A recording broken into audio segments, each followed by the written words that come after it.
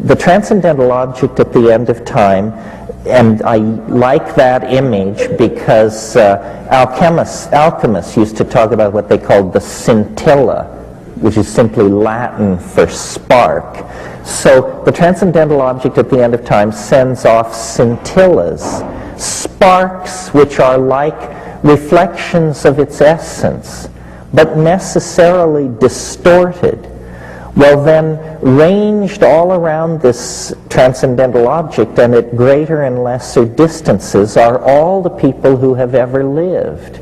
And if you are a Buddha, a Christ, a Muhammad, a Guru, somebody or other, and you are, what that means is that you have been struck by a scintilla of reflection from the transcendental object. And so you, as it were, have assimilated its essence into your being, and now you must act it out. And I would bet you that if you could step into the mind of a Christ on the road to Calvary or a Buddha preaching at Sarnath, what you would discover going on in the personal part of the mind is the question, why me? Why me? And the answer is, you just are dumb lucky, that's all. You know, you just happen to be standing in the right place at the right time, and there is nothing special about you. You just have a hit of the stuff. And then the other part of the question, the problem with all these religions, and it affects flying saucer cults, and it affects occult schools of magic, and everywhere, is people claim to know too much. They are not willing to live in the light of ignorance and in the absence of closure. So, you know, my God, you go to these UFO conferences, and, you know, you've got the people talking to the Pleiadians in booth 1. Next to them, people are talking to Commander Zamo of the Antares system. And then number 3, something else. No cognitive dissonance between these groups. They all have coffee together and are dating heavily, and it doesn't ever seem to enter anybody's mind that this is a little odd. In occult stuff, you know, you say, what's that? And they say, well, that's the 11th amethystine ray that was brought by the great white fathers of the 11th Lodge who came from the galactic center at the fall of Atlantis and established the... You say, how the hell do you know all this stuff? You know, I mean, nobody knows anything. And Christianity, the anticipation of the end of the world and the exegesis of revelations that has been worked out based on the visions of John of Athos, you know, it's a good try, but it's not a paint by number script for the unfolding of the world by any means. When the transcendental object at the end of time finally reveals its quintessence among us, all prophecies will be fulfilled.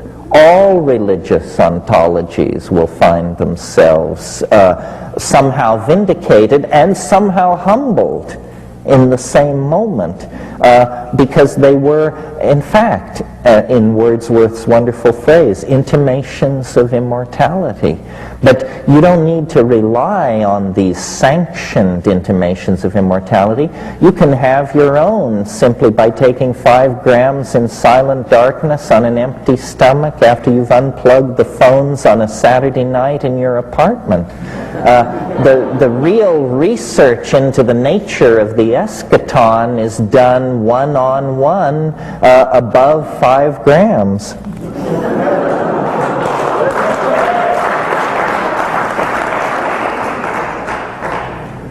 Well, let's see here. I once heard you talk about an experiment your brother undertook where he was raving for 3 weeks, but you never explained what the experiment involved. What was it? Well, what a wonderful opportunity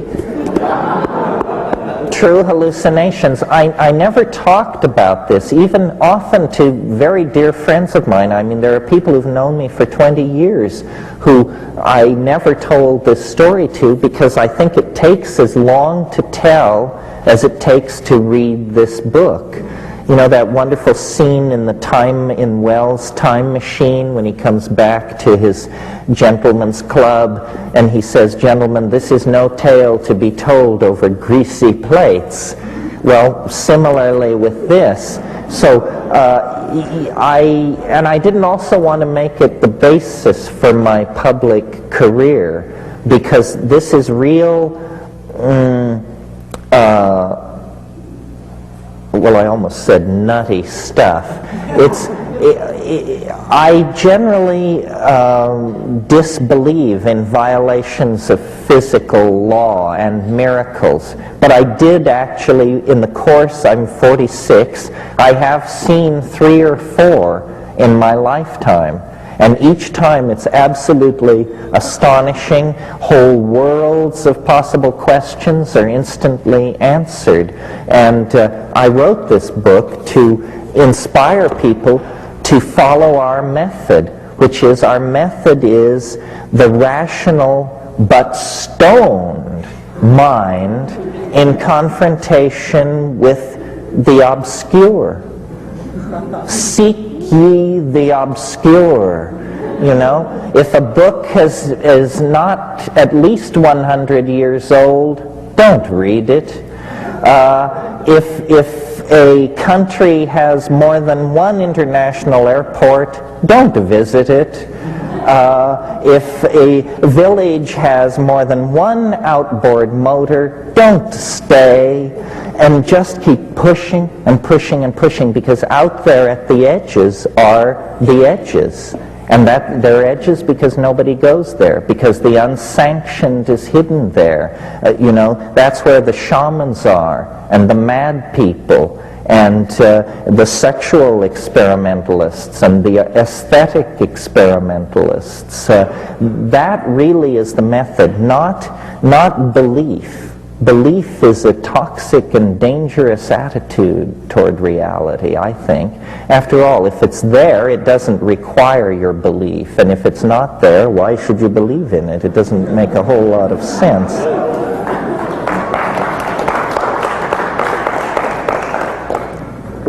By eliminating money and the separateness that it causes, could the world be saved by sharing the resources and the work and eliminating all the unnecessary waste of energy and needless competition and consumption?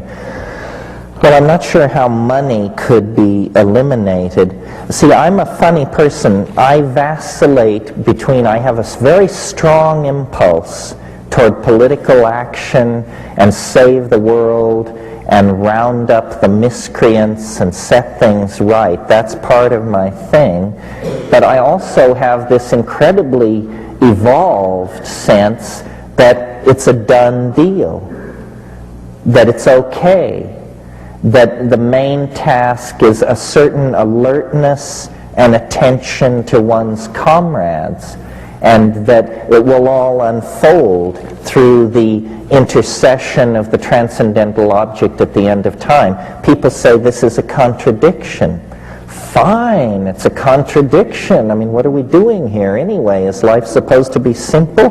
But I preface that by saying, one time somebody in a group like this challenged me and said, "You're always talking about the peril of the planet and one thing and another. Why don't you ask the mushroom how to save the planet?" And so then I thought that was kind of a facetious and challenging thing to propose. But the next time I found myself capable of asking the question, I did. And the mushroom hesitated, and now I pass this on to you as pure fungal hearsay on the networks. I said to the mushroom, "So how can we save the world?" And it hesitated roughly a third of a second and said, "Every woman should bear only one natural child." I thought about this for a long time before I ever publicly mentioned it to anyone. And I realized, you see, I think that what is destroying us are two things.